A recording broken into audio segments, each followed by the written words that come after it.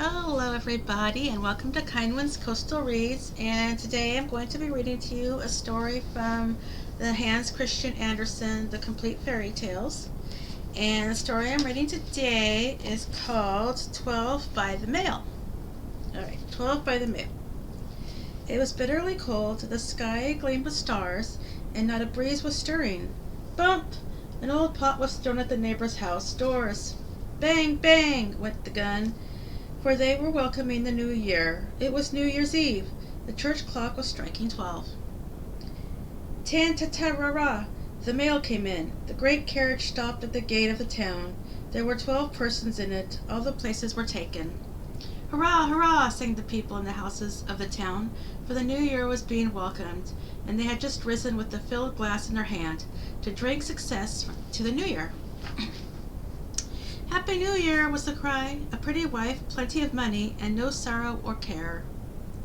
This wish was passed round, and the glasses were clashed together till they rang again. And in front of the town gate the post carriage stopped with the strange guests, the 12 travelers. And who were these strangers? Each of them had his passport and his luggage with him. They even brought presents for me, and for you, and for all the people of the little town. Who are they? What did they want? And what did they bring with them? Good morning, they cried to the sentry at the town gate. Good morning, replied the sentry, for the clock struck 12. Your name and profession? The sentry inquired of the one who alighted first from the carriage. See yourself in the passport, replied the man. I am myself, and a capital fellow. He looked arrayed in a bear skin and fur boots. I am the man on whom many persons fix their hopes. Come to me tomorrow, and I'll give you a New Year's present. I throw pence and dollars among the people. I even give balls, 31 balls, but I cannot devote more than 31 nights to this. My ships are frozen in, but in my office it is warm and comfortable. I'm a merchant. My name is January, and I only carry accounts with me. Now the second alighted. He was a very merry companion. He was a theater director, manager of the masked balls, and all the amusements one can imagine. His luggage consisted of a great tub.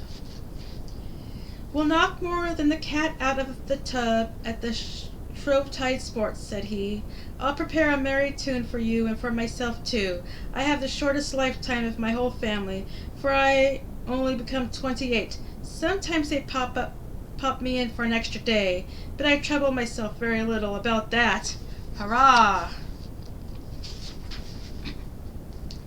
You must not chant so, said the sentry. Certainly I may shout, retorted the man. I'm Prince Carnival, traveling under the name of February. The third now got out. He looked like fasting itself, but carried his nose very high, for he was related to the 40 Knights, and was a weather prophet. But that's not a profitable office, and that's why he praised fasting. In his buttonhole he had a little bunch of violets, but they were very small. March, march, the fourth called after him, and slapped him on the shoulder. Into the guard-room. There is punch. I can smell it. But it was not true. He only wanted to make an April fool of him, for with that the fourth began his career in the town. He looked very jovial, did little work, but had the more holidays. Up and down it goes, with one's humor, said he. Now rain, now sunshine. I am a kind of house and office letting agent, also a manager of funerals. I can both laugh and cry, according to circumstances. Here in this box I have my summer wardrobe, but it could be very foolish to put it on. Here I am now. On Sundays I go out walking in shoes and silk stockings, and with a muff. After him a lady came out of a carriage. She called herself Miss May. She wore a summer costume and overshoes, a light green dress, and anemones in her hair, and she was so scented with woodruff that the sentry had to sneeze. God bless you, she said, and that was her salutation. How pretty she was, and she was a singer, not a theater singer, but a singer of the woods, for she roamed through the gay green forest and sang there for her own amusement. Now comes the young dame, said those in the carriage, and the young dame stepped out, delicate, proud, and pretty. It was easy to see that she was Mistress June. accustomed to be served by the drowsy marmots. She gave a great feast on the longest day of the year, that the guests might have time to partake of the many dishes at her table. She indeed kept her own carriage, but still she traveled in the mail with the rest, because she wanted to show that she was not high-minded, but she was not without protection. Her elder brother, July, was with her. He was a plump young fellow, clad in summer garments and with a Panama hat. He had but little baggage with him, because it was cumbersome in the great heat. Therefore he had only swimming drawers, and those are not much. Then came the mother herself, Madame Auguste, wholesale dealer in fruit, proprietress of a large number of fish ponds, and land cultivator in a great crinoline. She was fat and hot, could use her hands well, and would herself carry out beer to the workmen in the fields. In the sweat of thy face shalt thou eat bread, said she. That is written in the book.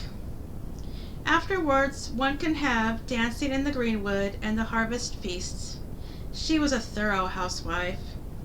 After her a man came out of the coach, a painter, Mr. Master Colorer. The forest had to receive him. The leaves were to change their colors, but how beautifully! When he wished it. Soon the wood gleamed with red, yellow, and brown.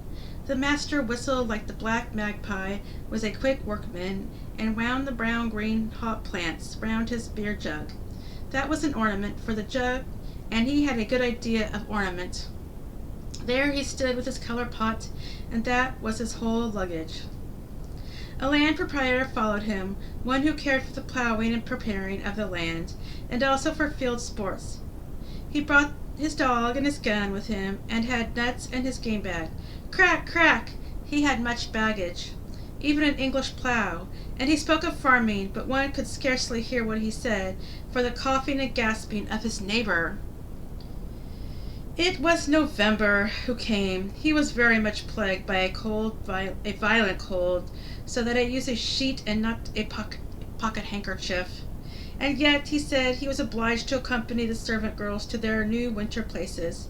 He said he should get rid of his colds once he went out wood cutting, and had to saw and split wood, for he was master sawyer to the firewood guild. He spent his evenings cutting the wooden soles for skates, for he knew, he said, that in a few weeks there would be occasion to use these amusing shoes. At length he appeared, the last passenger, the old mother with her fire stool. The old lady was cold, but her eyes glistened like two bright stars. She carried a flower pot with a little fir tree. This tree I will guard and cherish, that it may grow large by Christmas Eve, and may reach from the ground to the ceiling, and may rear itself upward with flaming candles, golden apples, and little carved figures. The fire stool warms like a stove. I bring the story-book out of my pocket and read aloud, so that all the children in the room become quite quiet.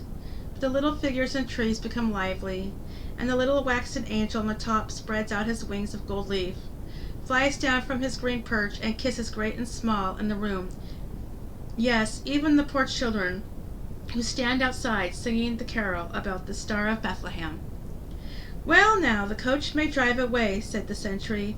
We have the whole 12. Let a new chaise drive up. First let all the 12 come in to me, said the captain on duty, one after the other. The passports I will keep here. Each of them is available for a month. When that has passed, I shall write their behavior on each passport. Mr. January, have the goodness to come here. And Mr. January stepped forward. When a year is past, I think I shall be able to tell you what the 12 have brought to me and to you and to all of us. Now I do not know it, and they don't know it themselves, probably, for we live in strange times. The end. And that is the story of 12 by Mail. And hope you enjoyed that story. And if you like this video, you can click the like and subscribe button, and I will hopefully be back tomorrow with another fairy tale for you. Thank you for watching, and have a great night. Bye!